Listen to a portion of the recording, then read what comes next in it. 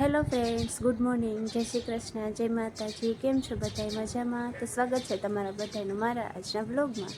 તો અત્યારે ટાઈમ જો 6:30 પોણા 7 જેટલો થઈ ગયો છે અને હું ઉઠી ગઈ છું.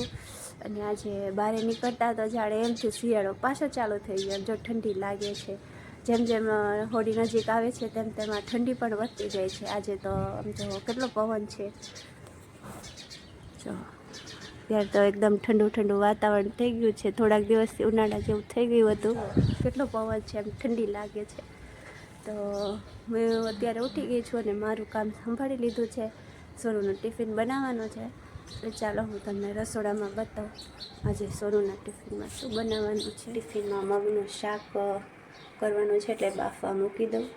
પછી અહીંયા ચોખા રાખ્યા છે, મગનું શાકને ભાત કરવાનું છે. અને અત્યારે નાસ્તામાં મેથીના થેપલા કરે છે, એટલે મેથી બી મેં લઈ લીધી છે. ઠંડુ વાતાવરણ હોય ત્યારે મેથીના થેપલા ખાવાની મજા જ કંઈક અલગ છે. તો ચાલો ફ્રેન્ડ્સ, બન્યા રહેજો, હું મારું કામ પતાવી લઉં. તો ફ્રેન્ડ્સ, ઠંડી તો આજે ખૂબ જ લાગે છે. તો એ પાણી છલકી લઈએ.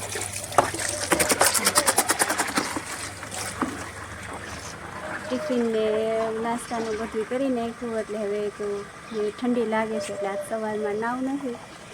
વિચાર્યું ચાલો કપડાં ધોઈ નાખીએ. તો હું અહીંયા કપડાંનો ઢગલો કરીને બેઠી છું. ઠંડી લાગે છે તો બી કપડાં ધોઈ નાખી. ફ્રેન્ડ્સ, હવે મેં નાસ્તો કરી લીધો છે, કપડાં ધોઈ નાખ્યા. ઠંડી હતી તો એ બધાય કપડાં ધોઈ નાખ્યા છે હાથે. તો બહુ ઠંડી લાગી, હાથે ઠંડા ઠંડા બોર થઈ ગયા હતા. પછી જો હવે આ ભાઈ ઉઠી ગયા છે.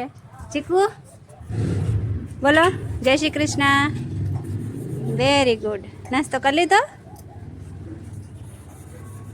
તો ચીકુભાઈ ઉઠી ગયા છે અને જો એ રમતમાં પડી ગયા છે. જો અમારે ચીકુભાઈ શું કરે છે? આય એ ભાઈ, આમ પડશો તો ક્યાં જઈશો? હે જો દાદાની રિક્ષા ઘરે પડી એટલે ભાઈને હવે મસ્તી. એ ભાઈ, પડી જઈશ તું? જોતા જોતા બતાવો બધે, ત્યાં પડી જઈશ તું. જો આ બાજુથી ચડ્યો અને ઓલી બાજુથી ઉતરશે. બસ ચીકુને તો આવું જ કામ હોય કા? હે ચીકુ? તો ફ્રેન્ડ્સ, હવે બધું કામ થઈ ગયું છે ઓલમોસ્ટ. તો મેં વિચાર્યું આજે હું થોડીક વહેલી ફ્રી થઈ ગઈ તો હું મારા રસોડાની કરી નાખું સાફ સફાઈ, કેમ કે રસોડું ઘણા ટાઈમથી ધોયું નથી. આમ તો દરરોજ પોતાને હું તો મારતી જ હોઉં, પણ થોડાક દિવસે રસોડાને એકદમ ક્લિયર ધોવું પડે. એટલે જો મારા ગેસની હાલત જુઓ તમે કેવી થઈ ગઈ છે. એટલે ચાલો હું મારું આ રસોડા ધોવાનું કામ ચાલુ કરી નાખું.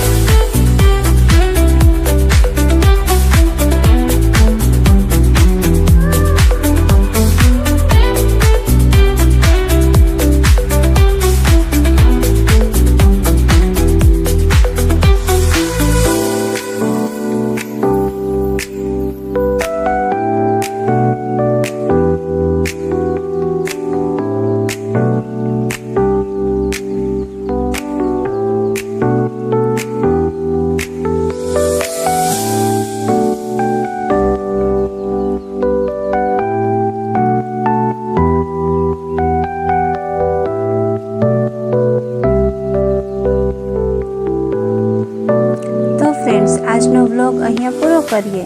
જો આજનો વ્લોગ તમને કેવો લાગ્યો કમેન્ટ કરી જણાવજો અને ચેનલને કરી દેજો like, share and subscribe. Bye bye. જય શ્રી કૃષ્ણ.